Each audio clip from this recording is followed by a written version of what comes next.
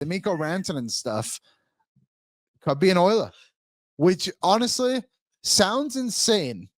But if the cap goes up like we think it might, it's not that crazy. It's crazy, but it's not. It's not a 10. It's an 8. Okay, so first off, the funniest part of the clip is when Cam or Andy Strickland goes, he makes Cam Jansen guess for like a minute. And then finally it's like, the Edmonton Oilers could get him. And Cam Jansen goes, how would they make the money work? And Andy goes, don't ask me that. Hey, well, you're the one. Maybe you should. But Andy, because we care about you, we went and did the work for you. Yeah. So how could the Oilers afford a potentially, let's call it a $13 million Miko Rantanen? Yes. It would probably have to be 14, but we'll call it 13 because I do feel like if he was going to a team that has McDavid and Draisaitl and a lot of it is locked up, you could probably shave $1 million off. Probably. Maybe. Defer some money. Just defer it. Just defer it. Just throw it down the road. Yep. So right now, as it stands, the Oilers are projected to have $11.6 million in cap space. Yes. Let's say the cap goes all the way up to $97 million because it's probably the only way this whole thing even works. So you go from 11.6 all the way up to $20.6 million. Okay. You then get rid of Evander Kane. You find someone to take him. He waves and he goes to Anaheim or some shit. I don't care. But in this scenario, Evander Kane is gone. He doesn't need to wave. Oh, yeah. He has a limited list. It's a 16-team trade list. So you dump him to somewhere there. Yeah. Okay. So that adds another 5.125. And also in this scenario, you got to get rid of Victor Arvidsson if you're signing Miko Rantanen. Mm-hmm. So now you're up to $29.725 million. Who are some other pieces the Oilers need to sign? Again, let's just run with the example. We've done this whole thing a few times, but let's say Savoy's on the team, Phillips on the team.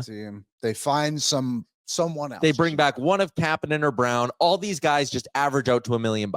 So you've added 3 more forwards now. You're $3 million off. Let's say Emberson costs you 1.5 to be high, and Bush costs you 8. Yes, you have $17 million left to spend, and you have Nurse, Ekholm, Bush, Kulak, Emberson, and Stetcher under contract. Okay. Mm-hmm. Up front, you would have McDavid, Draisaitl, Hyman, Nuge, Henrique, Janmark, and the 3 guys we factored in. So you're up to 9 forwards. Mm-hmm. Rantanen comes in at 13. He's your 10th forward. You have $4.2 million left over to go and get yourself someone. You're going to get yourself 2 forwards and a defenseman. That's very doable. The others play with basically 12 forwards and 6 defensemen. Klingberg comes back for $2 million. Perry comes back for, well, probably he needs a raise. Probably 3. Perry comes back for $1 million.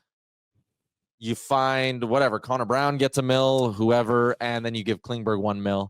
And there you go, 7 D-men, 12 forwards, $1 million in cap space, and Miko Rantanen's on your power play. What are we signing Emberson for? 1.5 in that scenario, 2-year deal.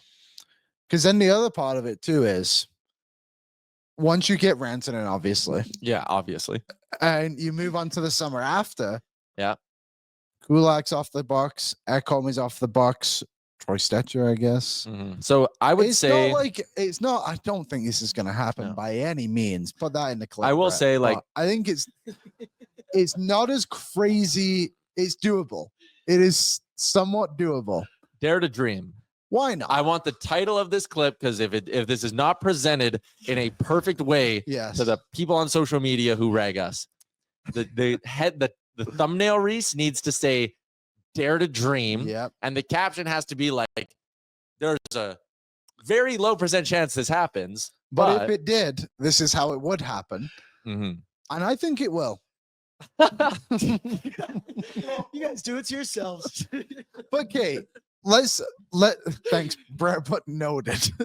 Yeah, thank you, Brett. Okay. The other part of this, the third part is the cap is going to keep going.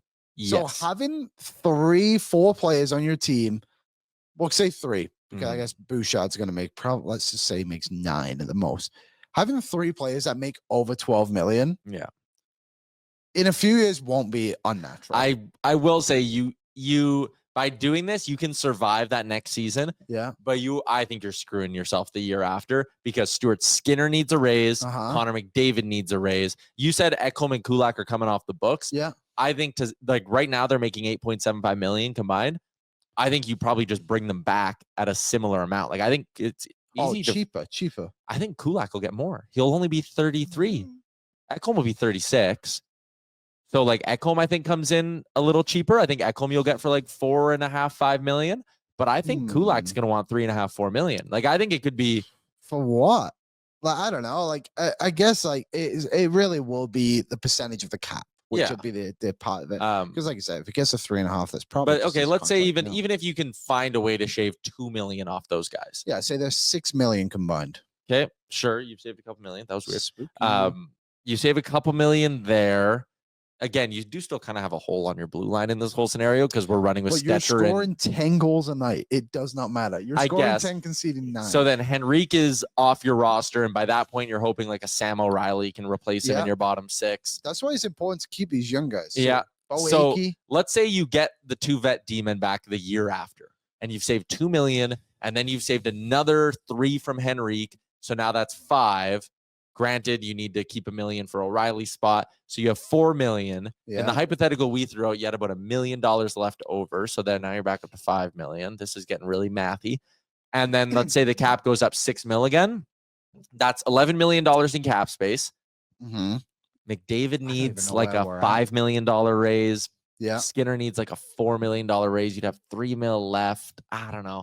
It'll be tough, but yeah, maybe you can make it work. I'll say this. Stan Bowman did a great job this summer of moving money out and getting cheap contracts in, like Podkolzin and Emberson. There is room to believe that he is able to do this on a consistent basis and find these cheaper, younger guys to move in. Kapanen, another good example. I think this is. I don't think it's going to happen again. Like percent chance, I'd give it 10. I would give it be 3. High. Yeah. I think I think there's a 90% chance he's back in Carolina. I think there's a 5% chance he's in Chicago. And then I think there's a 5% chance it's any other team in the league and the Oilers fall into the end. I don't think he'll be back at Carolina. I think he will. I think yesterday Eric Tolsky was on the sheet and there was another clip out there too. I think it was Frank on Morning Cup of Hockey was talking about how they play to win every year, obviously, but they play to keep their window open as much as they can as well. So I think we saw it with Gensel. They didn't want to sign him. Do they want to commit so much money to Rantanen when they can just go the next year and try and get someone else? They've done it back-to-back years, like the Stan Bowman thing. Like, there's room to believe that they want to do it again.